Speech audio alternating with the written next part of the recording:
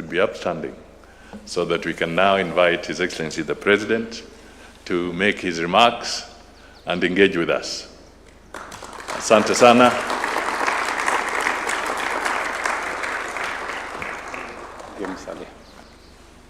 Thank you very much. Let's take our seats.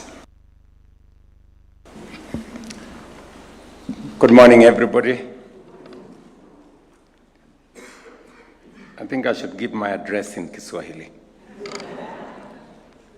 because I have tried to encourage as many of us to learn Kiswahili. It is a language spoken in, I think, almost 12 countries in our region. But I will spare you that today only. Distinguished guests, ladies and gentlemen, it is my honor to welcome you, and I thank you most sincerely for accepting my invitation and taking time to join me this morning. I know that we have established a tradition that we will be engaging with ambassadors, high commissioners, representatives of various global international organizations that are resident in Kenya, as a way of building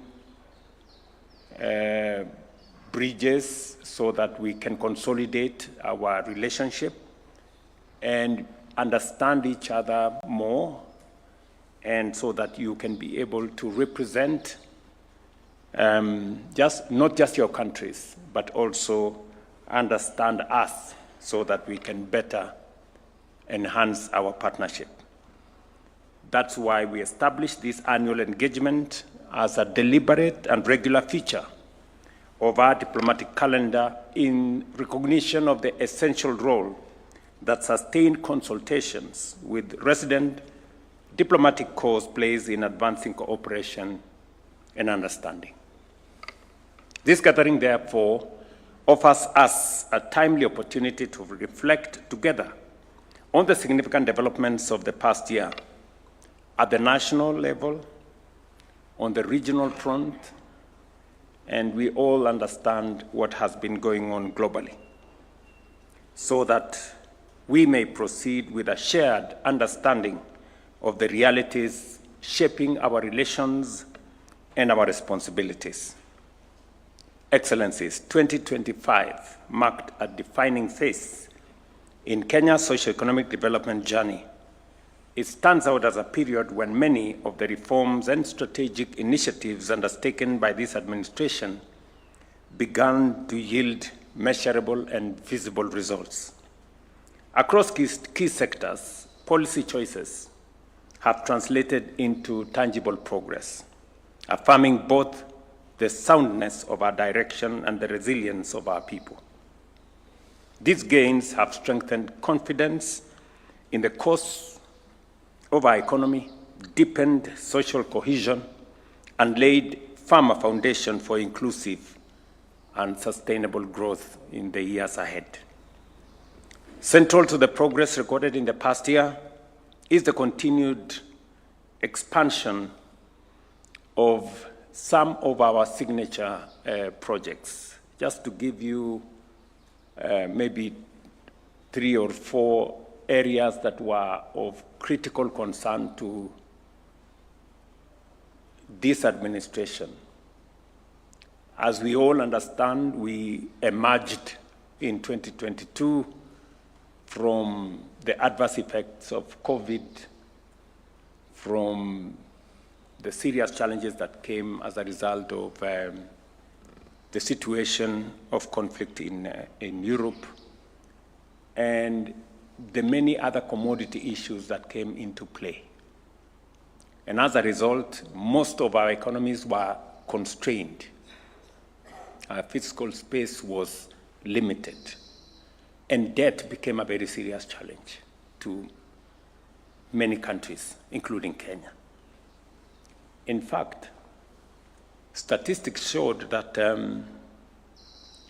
Kenya had one of the biggest Eurobond in our part of the world. And many people were wondering. I remember even the Secretary General of the United Nations, my friend Antonio Guterres, asking me what's going to happen when this thing falls apart and Kenya defaults. Because to many it was no longer if, it was when. But by God's grace, we managed to consolidate our economy. Kenya actually was listed to be among 6 countries that would default. Fortunately for us, 5 of our colleagues defaulted, Kenya did not. And we had to make very difficult policy choices, sometimes very uncomfortable. I remember my first assignment when I sat in a room called number 6 in that building was to reduce our budget by 300 billion shillings and to put a stop to some of the subsidies on fuel, on unga, that weren't really getting to the people, but costing us an arm and a leg. Today, sorry, thank you. Today, with confidence, I think we have taken the corner. Our economy is much more stable than it was at that time, as you're all aware. Our inflation, which was way around 9%, now is at 4.4, 4.5. Our exchange rate that had run amok is now stabilized for the last year and a half, almost 2 years actually, at 128, 129. And our dollar reserves, which had also dwindled to about $5.7 billion in 2022, we now have the highest foreign exchange reserves in Kenya's history at $12.3 billion. So we have, with the support and encouragement of many of friends and partners, we have managed to consolidate our economy. We still have a lot to do on it to make sure that we avoid the pitfalls of the past. The policy choices have sometimes been uncomfortable, but I want to say absolutely necessary, because unless we did that, we would have gone the direction many of our colleagues went.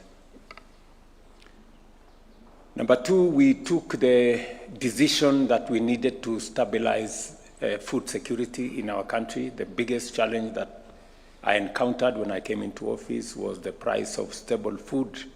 Many of you witnessed people in the streets with sufurias. I know you know what sufurias are on their heads, and that kind of situation. We've had to register all farmers. Today we have a register of 7.1, I think by this month, 7.2 million farmers. We are now giving out fertilizer on voucher.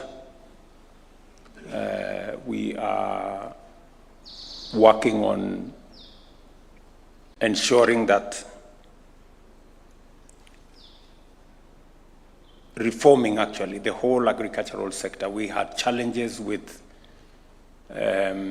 brokers and cartels and people who had cornered the agricultural sector. We have cleaned up our sugar sector. Many of you remember, those of us who are members of COMESA, Kenya has been asking for COMESA safeguards for the last almost 20 years. But I can now confidently say that we have reformed the sugar sector, and we have 200,000 new farmland on sugar. We have registered and licensed another 5 sugar mills. We have enhanced our production from about 500,000 tons to 815,000 metric tons. Hopefully this year we intend to get to 1 million tons, and in another year or two, Kenya will be a net exporter of sugar. That is our plan.